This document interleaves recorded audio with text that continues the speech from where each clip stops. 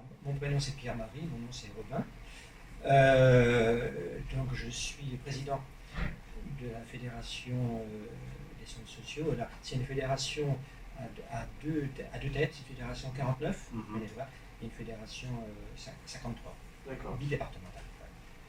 Vous êtes président pour les deux départements? Oui, la fédération réunit les deux départements. Il n'y a pas deux fédérations. Daniel Tricot, président de la maison de quartier centre social du 3 mars, le 3 mars, de justice, Madeleine Salvadin Ranger. Je vois bien. Donc membre de Tricot, TRI, COT. Tout simplement, mais vous pouvez m'écrire n'importe quoi. Je fais un peu de généalogie, j'ai trouvé des tas d'écritures. Ouais, bon, on va essayer de garder l'orthographe actuelle. Ça a changé dans le temps. Et administrateur de la Fédé. Et administrateur de la Fédé. Monsieur Bernard Briodot. B-R-I-O-D-E-A-U.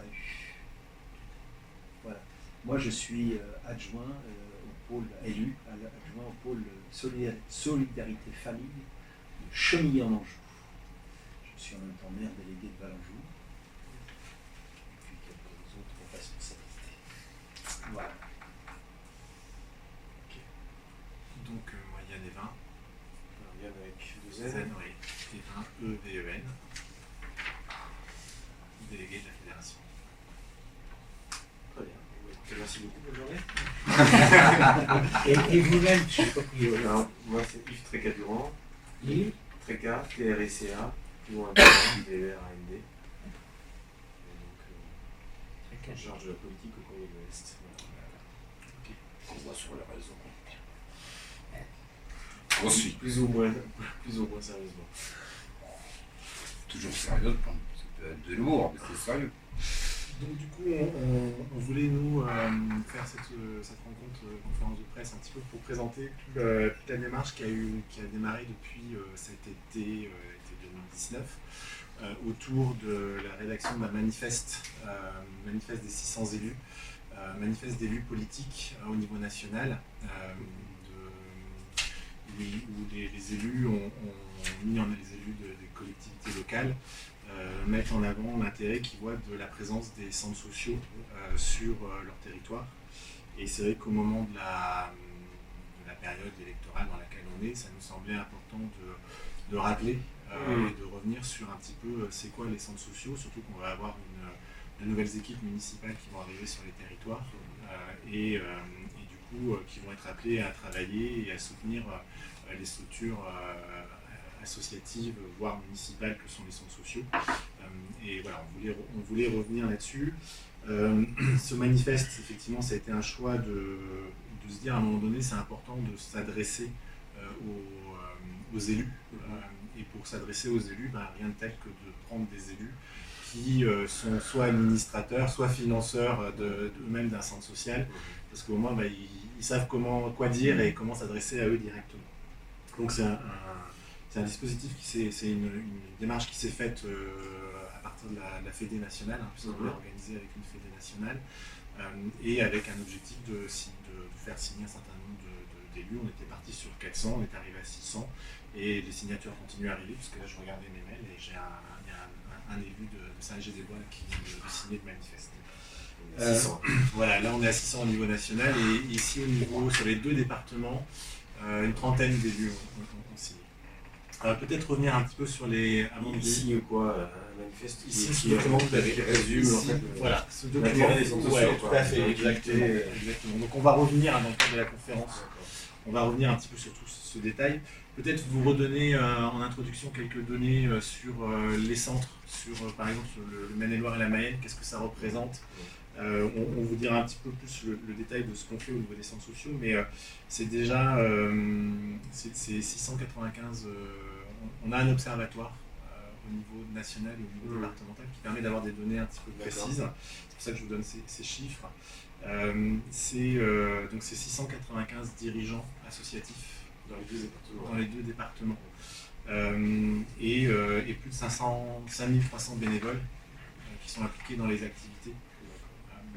Et on reçoit, les centres reçoivent les chiffres, c'est 9000, il y a 9000 enfants qui ont été reçus en 2018 dans des activités diverses, centres de loisirs, mais aussi activités socio-culturelles. 9000 enfants sur les 2 départements? Ouais. 11 500 ados. Ah oui. Et plus de 21 000 adultes. Et 400 collectifs qui ont été accompagnés. Alors quand je dis collectifs, c'est des associations, c'est des groupes d'adultes qui sont accompagnés dans des démarches projets qui mettent en place. Et on représente, ça fait à peu près une équipe il y a 1000 salariés en tout qui sont dans les... Vous avez la répartition par département, non? Alors je peux vous la communiquer. Par exemple pour le Maine-et-Loire.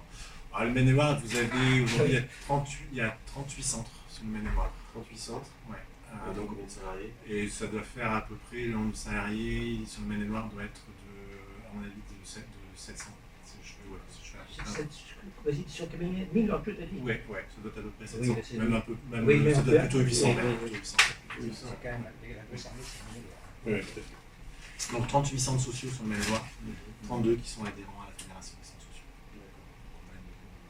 On représente l'ensemble des structures. Et là, ça fait 11 ans Mayenne. Ouais. 32 en 49 et 11 en 53. Voilà un petit peu pour vous redonner un peu ces données. Peut-être ce que je propose, c'est qu'on démarre sur c'est quoi un centre social. Ça serait intéressant du coup de démarrer du point de vue de Bernard. Ouais.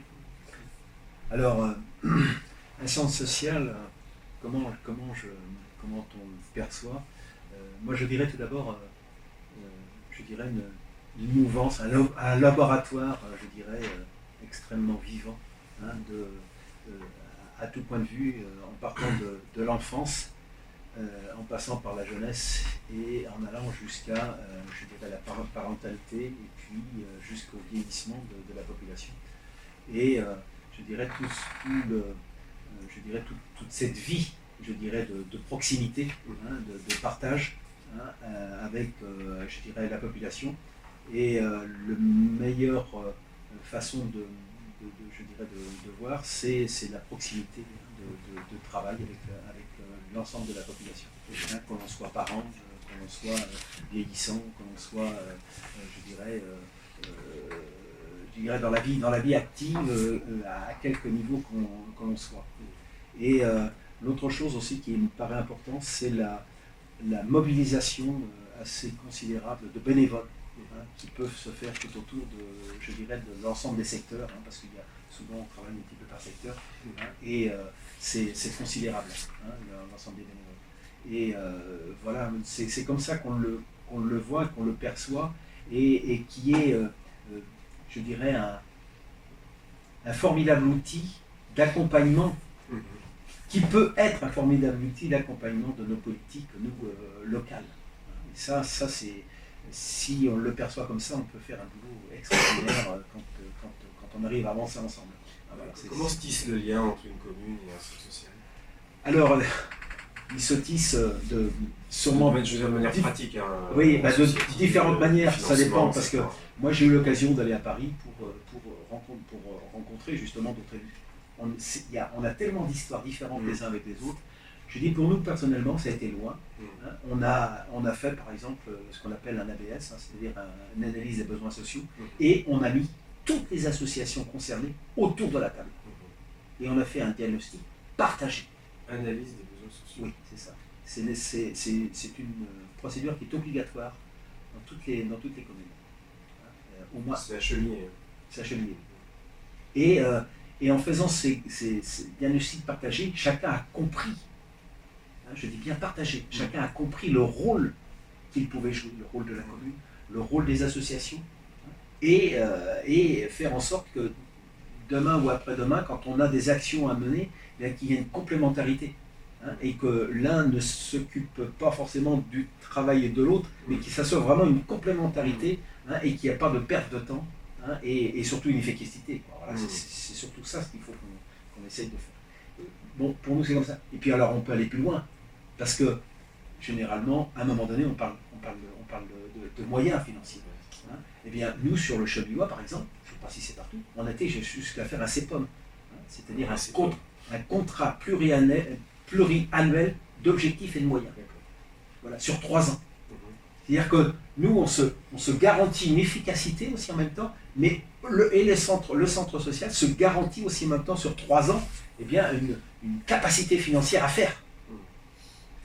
Et ce n'est pas seulement sur des actions proprement communales, parce qu'il y a tout un projet derrière, et il reste aussi une partie de la somme où la commune a accepté de ne pas trop la maîtriser, cette somme-là. Et ça me paraît hyper important. Le financement, le rapport de subvention entre la commune et ses structures associatives, j'imagine, sont municipales aussi. Pas tout ça. Pas tout, ça doit être municipal. Mais celle que je connais, le financement du centre social de Chevillois, il est quoi, 100%, Ah non. Non. Ah bah non. Non. Le budget global, peut-être que je vais faire des erreurs, mais le budget global sur le Chemillé en Anjou, le centre social doit être autour d'1,5 million à peu près 500 000. Nous, on apporte 650 000 euros. Voilà.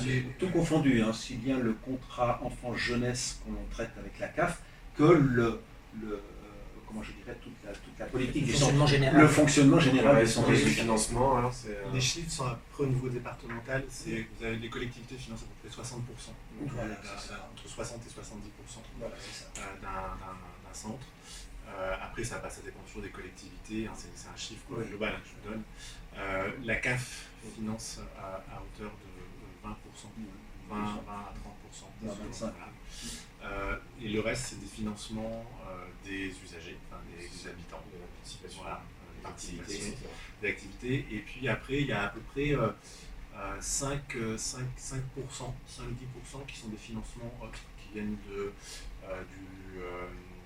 l'État, qui peuvent venir de fondations privées, qui peuvent venir du conseil. Alors, on va parler des choses qui fâchent. Le conseil départemental n'est pas un très gros financeur sur quelques actions, mais globalement,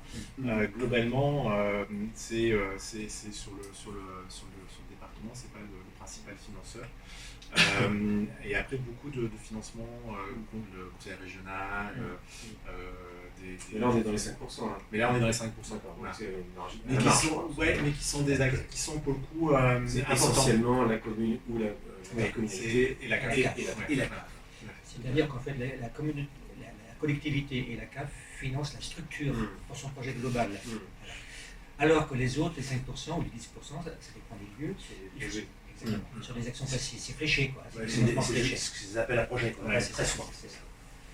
Par rapport à la question que vous avez posée sur comment ça se tisse, c'était ça votre question du départ, ça se tisse du début souvent, quoi, hein, parce que souvent les centres sociaux sont nés à l'initiative d'habitants, à l'initiative d'associations, mais à l'initiative ou avec le soutien et l'accompagnement des élus, dès le départ. Mais l'initiative, elle vient des habitants, ou des élus. Ça peut être des élus, ça dépend des lieux, quoi. Et puis après, dans le fonctionnement courant, que ce soit au niveau décisionnel, des instances de décision ou des instances d'organisation, les élus, les techniciens locaux, etc., sont toujours présents. Dans les centres sociaux, il n'est pas rare de voir les élus siéger dans les conseils d'administration. Ils sont jamais majoritaires, mais ils y sont, quoi. Et puis après, les liens se tissent au jour le jour, au fil de l'eau, parce qu'en fait, on partage souvent un même territoire, une même population et des préoccupations communes, quoi. Donc forcément, que les liens se tissent. On entend les collectivités répéter en boucle, ce qui est vrai, à n'en pas douter que les dotations baissent, baisser. Est-ce que le financement des centres sociaux s'en ressent? Est-ce que les subventions aux centres sociaux Daniel, sont impactées? On va en parler, puis je dois en parler. Enfin, c'est apparu il y a 6 ans, par exemple sur Angers, par exemple. C'est apparu il y a 6 ans avec la nouvelle équipe municipale qui était un peu dans cette convention qu'on a signée avec eux, puisque là on avait perdu entre 10 et 13% de financement sur l'ensemble des centres sociaux, maisons de quartier d'Angers. Mais en fait, on avait avait une convention pour 3 ans et on a re-signé il y a 1 an et demi une convention pour 4 ans. D'accord. Et le maire, au départ, avait dit je ne changerai pas. Et en fait, il a changé puisqu'il a augmenté l'enveloppe de 2,5% globalement. Parce que, en fait, ça ne rattrape pas. Ça baisse initiale. Ça rattrape pas, mais au moins, ils se sont aperçus quand même que le travail fait sur les quartiers mangés par les centres sociaux était un complément de leur politique envers la jeunesse, la parentalité, etc. Et en fait, on sert aussi à répondre à une problématique parce que nous sommes sur le terrain. Enfin, j'allais dire que le centre social, c'est quand même se ranger en milieu urbain comme ça. C'est un peu la place du village qui est les 3 mois, en l'occurrence, justice. C'est ce qu'on essaye de cultiver et puis de continuer. Mais c'est important que ce soit là où les gens puissent, les habitants puissent se retrouver, débattre, etc. Ça fait partie aussi de la citoyenneté, aussi, de prendre en compte, de se prendre en main et de prendre les sujets en compte et de dire on va faire des choses nous aussi. Je comprends bien l'intérêt des sciences sociaux et la question était à dessein parce que vous faites signer un manifeste, c'est sans doute que vous avez des inquiétudes vis-à-vis de l'avenir des centres sociaux ou de leur financement.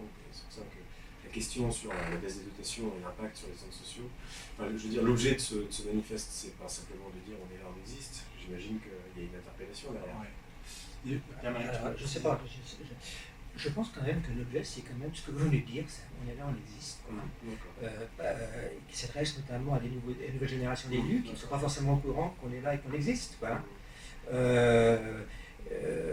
Je pense que oui, c'est montrer aux élus qui vont prendre les rênes l'utilité sociale qu'on représente. Je pense que c'est quand même ça qui est dominant aujourd'hui. Je ne pense pas qu'a priori, que ce soit un cri d'alarme par rapport à une baisse des financements. J'ai jamais entendu ça en tout cas, moi. J'ai jamais entendu ça. Par contre, que ce soit un cri d'alarme par rapport à l'état de la société telle qu'elle est aujourd'hui, là oui.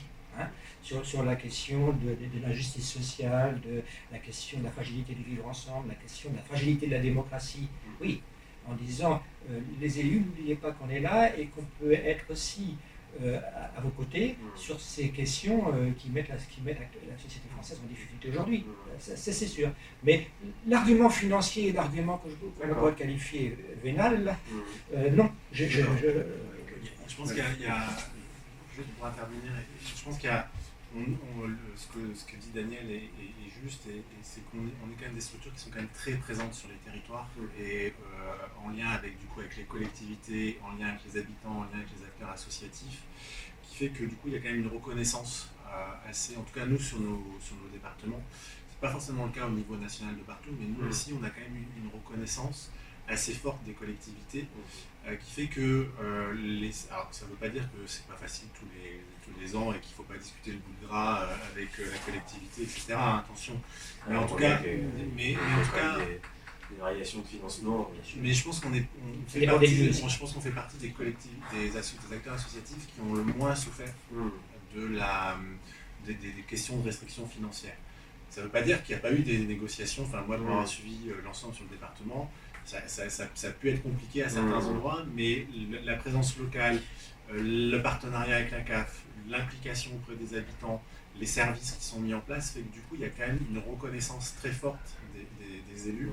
Mais c'est vrai que pourquoi on fait aujourd'hui ça, c'est ce que dit Pierre-Marie, c'est que on sait qu'il va y avoir des nouvelles équipes qui vont arriver et que cet objet centre social n'est pas forcément un objet toujours très bien compris parce que avec une dimension qui peut être perçue aussi comme un espace de démocratie participative, qui peut être perçu comme... Faut que je mange mon propos parce que... Pardon, excusez-moi.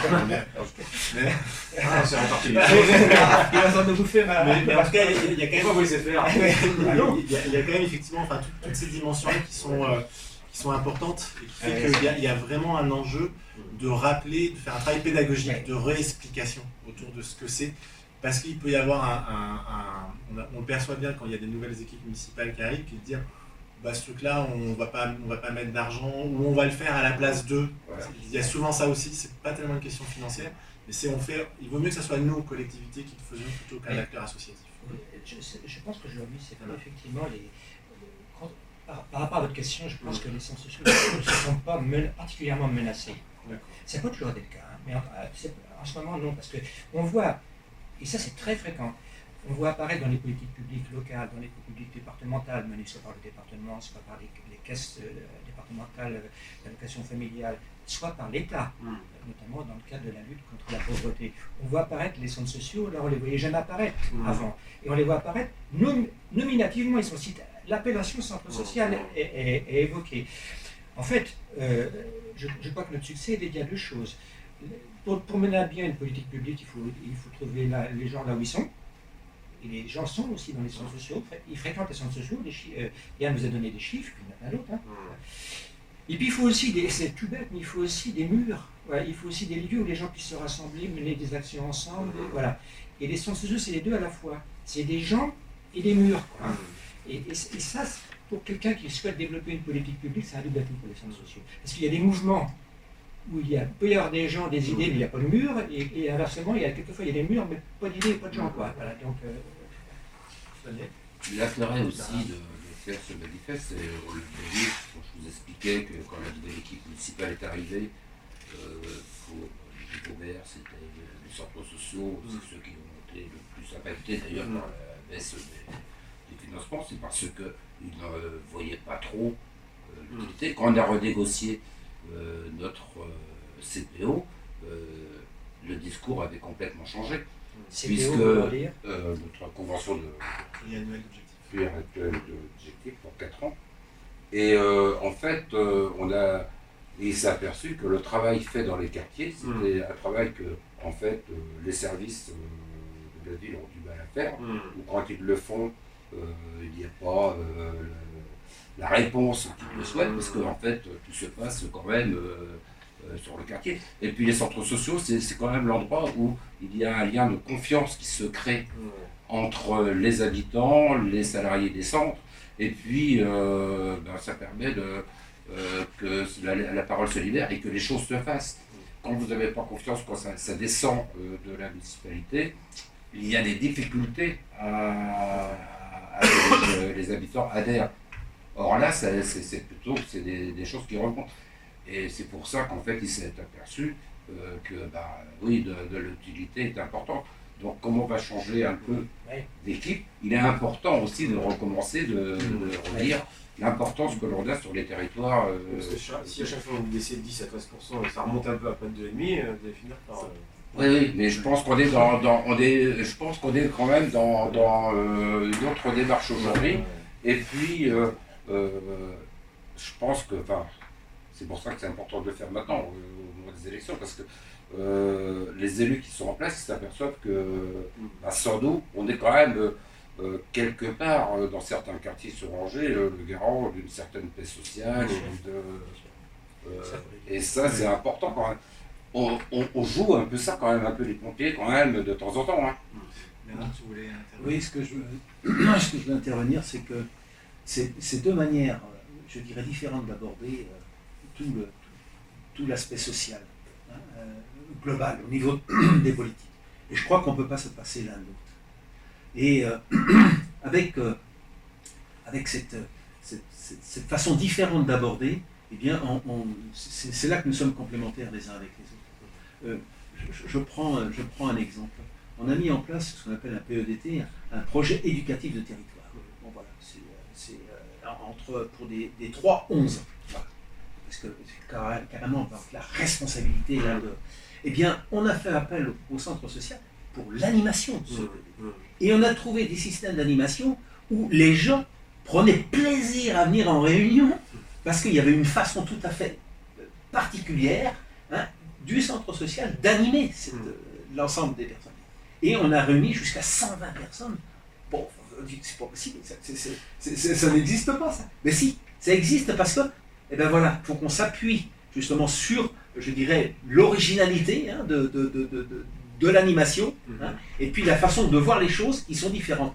Et je crois qu'on a vraiment, et j'insiste beaucoup là-dessus, complémentaires les uns les autres pour arriver à faire avancer, je dirais, toute cette problématique complète.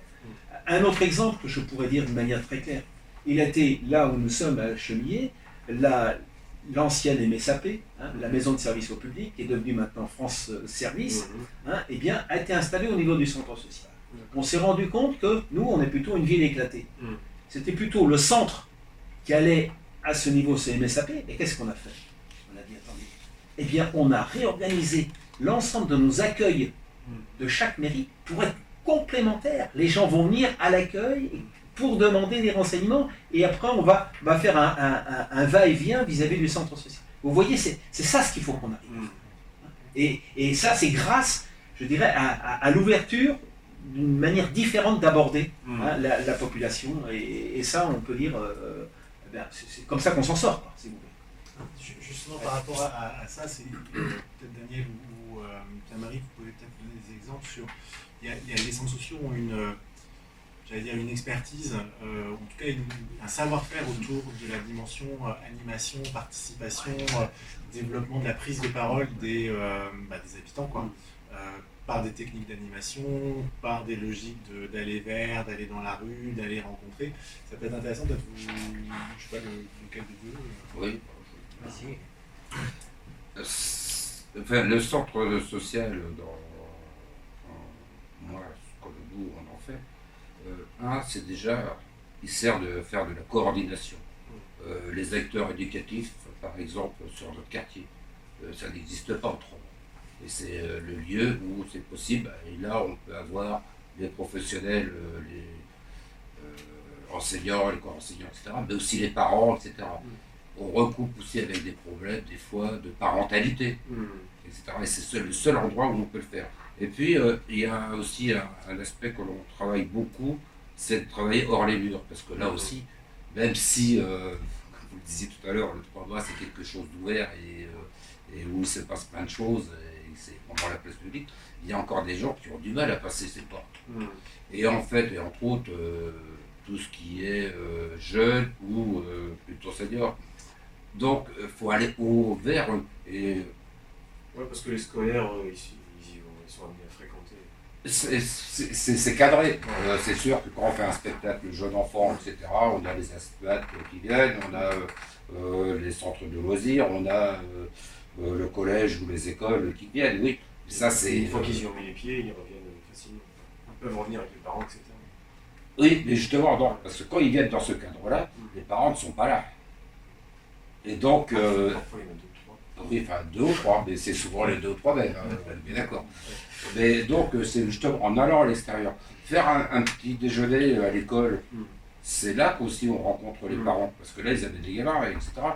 Au centre de loisirs, tous les mardis soirs des vacances, on fait une soirée jeu à la sortie, parents-enfants. Et c'est là qu'aussi on peut justement parler de leurs problèmes, etc. Et l'animation est importante. Si vous faites une réunion pour dire on va discuter de ce sujet-là, donc autour de la table, etc. En plus, il y aura très peu de gens qui vont parler parce qu'ils vont pas se sentir légitimes d'être là, etc. Par contre, quand vous faites en fait du jeu, etc., on va à l'école Brossard aussi 1 fois par semaine faire des jeux par enfants le vendredi soir, etc. Et là, ils s'expriment plus facilement. Nous, on a aussi un comité d'animation du projet où tous les 2 mois, on réunit tous les habitants qui le souhaitent dans le hall et on fait ça avec des petites tables où on grignote, etc. Parce que le côté convivial aussi est important. Il ne faut pas qu'on l'oublie. Et quand on est autour de la table avec maximum 10 personnes, alors qu'il y a 4 tables qui sont... et on parle de sujets qui les concernent tous, que ce soit d'organiser, par exemple, on nous a demandé d'organiser un carnaval cette année. Alors que c'était, les gens n'en voulaient plus à un moment donné, aujourd'hui une fête en fin d'été, etc. Ou d'autres sujets. Moi j'ai été, par exemple, on a tous les vendredis matins notre café solidaire, le 3 Bateaux, et vendredi, là il y a quelques personnes, donc personnes un peu plus jeunes, handicapés et des personnes âgées qui ont décidé de faire une sortie culturelle. On voudrait aller, le musée Pincé est ouvert et réouvert, on voudrait aller visiter. Allons-y. il y a des gens qui se sont connus là, des personnes âgées, etc., qui ont décidé de faire... ils ont pas envie d'aller au club des anciens, et ils viennent 2 fois par semaine, l'après-midi, dans le hall, taper la belote ou jouer au Scrabble. On a plein de choses comme ça qui se construisent parce que, justement, c'est le brassage des générations, d'une part. Et puis il y a une confiance, quel que soit votre statut social, je dirais. Parce que ça, c'est important aussi, parce que on ne stigmatise pas. Donc, le statut social, on ne demande pas si vous êtes handicapé, si vous êtes chômeur, ou si vous êtes retraité, isolé ou pas. Enfin, et je pense que ça, c'est important, c'est l'animation de proximité et de laisser, et de donner les moyens, de laisser la parole aux gens de s'exprimer et de donner leur envie de qu'est-ce qu'on veut faire pour que le lien social dans le quartier, etc., revienne et que ça soit aussi des quartiers apaisés. Ce que je voudrais quand même, c'est parce que j'étais cherché un peu de remettre un petit peu d'ordre dans notre expression spontanée là. En fait, quand même, souvent les centres sociaux sont présentés ça peut aider aussi pour la construction de l'article. C'est que ils sont présentés souvent sous la forme de 3 maisons. Voilà. La première maison, c'est la maison qui est visible, que tout le monde connaît, les journalistes en particulier. C'est la maison des services et des activités. Il y a toute une palette d'activités qui se déroulent, ça va de la petite enfance en passant par l'enfance, les adultes, les demandeurs d'emploi, les gens qui sont en difficulté sociale, les seniors, les très seniors, etc. Les activités culturelles, éducatives, etc. Ça, c'est assez connu, ça fait l'objet de plaquettes, de reportages, etc. Ça, c'est la première maison. Puis, il y a 2 autres maisons. La deuxième, c'est la maison à la fédération, ce qu'on appelle la maison des projets, alors, avec 2 types de projets. Il y a d'abord des projets qui sont initiés par les acteurs même des centres sociaux, à savoir les bénévoles ou les professionnels, et organiser un carnaval ou des choses comme ça. Et là, du coup, on va aller chercher les habitants, on va aller chercher la participation des habitants, on va les solliciter les habitants pour qu'ils viennent non seulement participer en tant que spectateurs, mais aussi participer à l'organisation, etc. Et puis il y a une deuxième catégorie de participation, qui est assez nouvelle finalement, c'est des habitants qui ont une idée, qui ont un projet, qui ont des attentes, qui souhaitent y trouver des solutions et qui viennent chercher, c'est l'exemple du carnaval, le centre social, ils viennent chercher des techniques, ils viennent chercher des salles, ils viennent chercher du matériel, ils viennent chercher de la méthode, ils viennent chercher de la médiation auprès des élus, auprès des instances du type CAF, etc., pour avoir quelques financements, etc. Et là, c'est une deuxième catégorie où on ne parle plus de participation des habitants au sein des centres sociaux, mais on parle plutôt d'accompagner les gens dans leur développement du pouvoir d'agir. Voilà. C'est-à-dire, donc, tout simplement, les aider à trouver par eux-mêmes des solutions à leurs propres attentes. Voilà. Donc, c'est la deuxième maison. Puis la troisième maison, si vous voulez des exemples, on peut en donner ailleurs éventuellement qu'à Angers. Et la troisième maison, c'est ce qu'on appelle la maison de la citoyenneté. Et là, c'est pareil.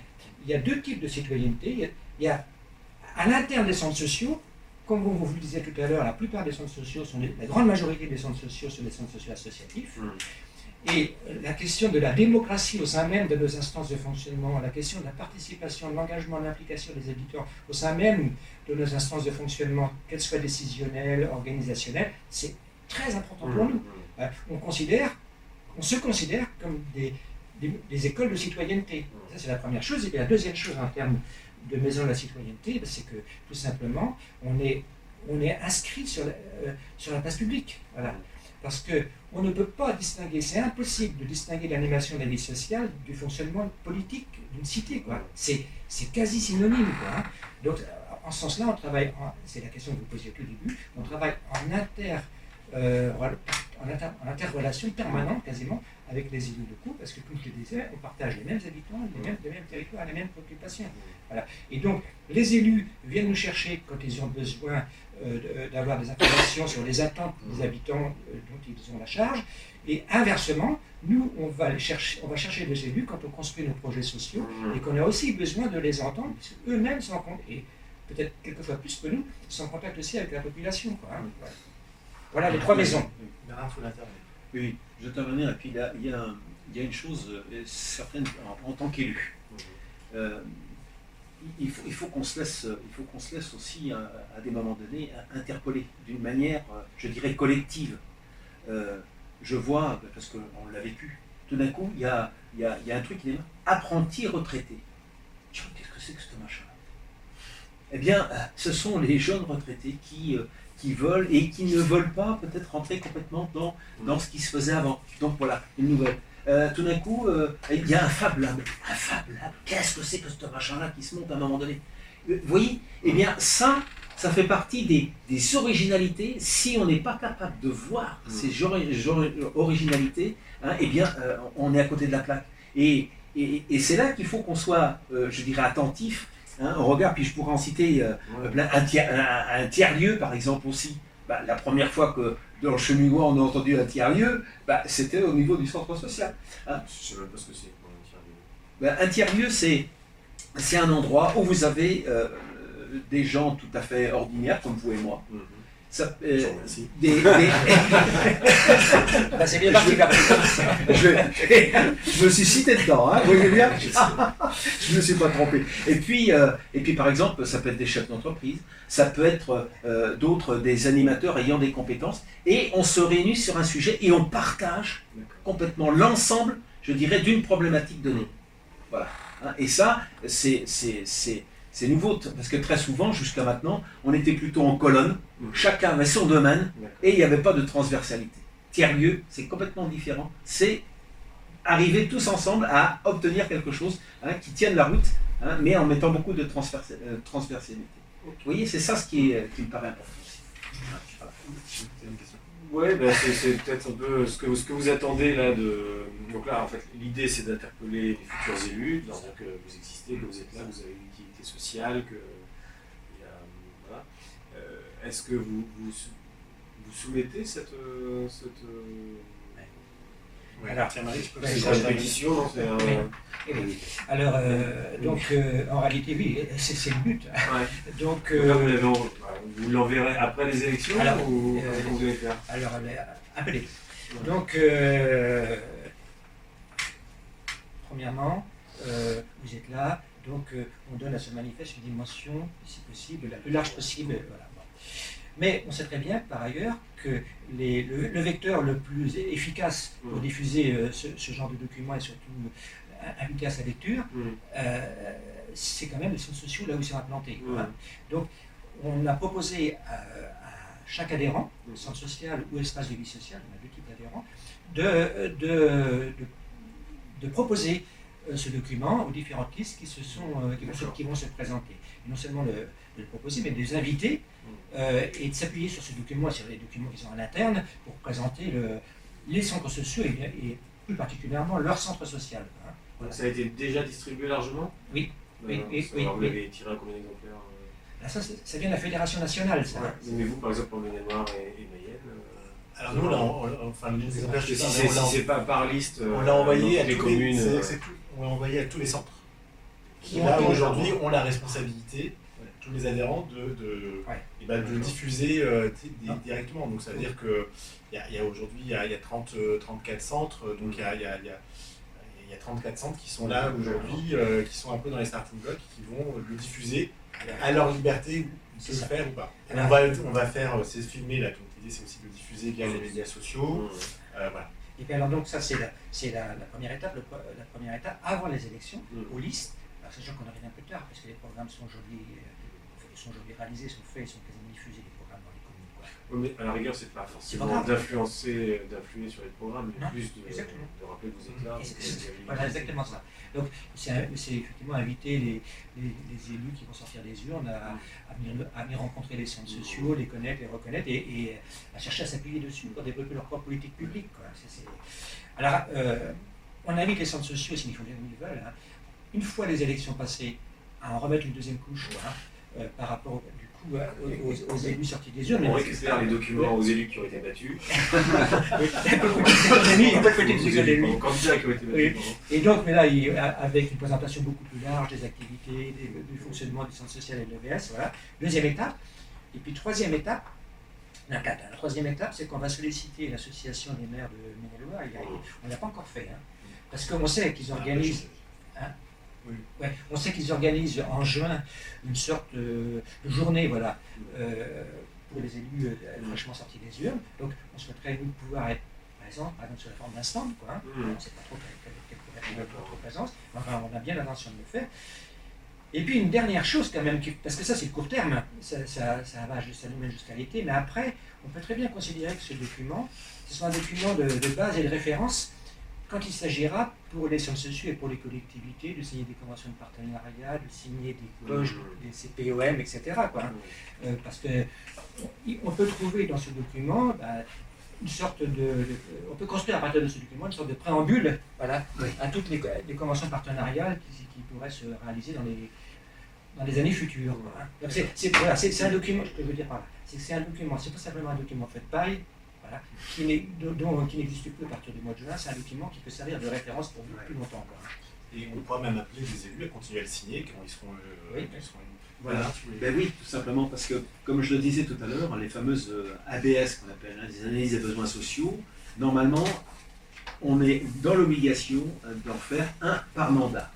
En début de mandat. Alors, la plupart du temps, hein, quand on a la possibilité, ça se fait en début de mandat, parce que là, eh bien, systématiquement, ce qui pourrait être intéressant, c'est que par rapport à ce manifeste, eh bien, dans le début de mandat, attention, on a un partenaire social là, qui peut être intéressant à travailler, et eh bien là, c'est une occasion quoi, en or pour arriver à mobiliser un maximum d'élus.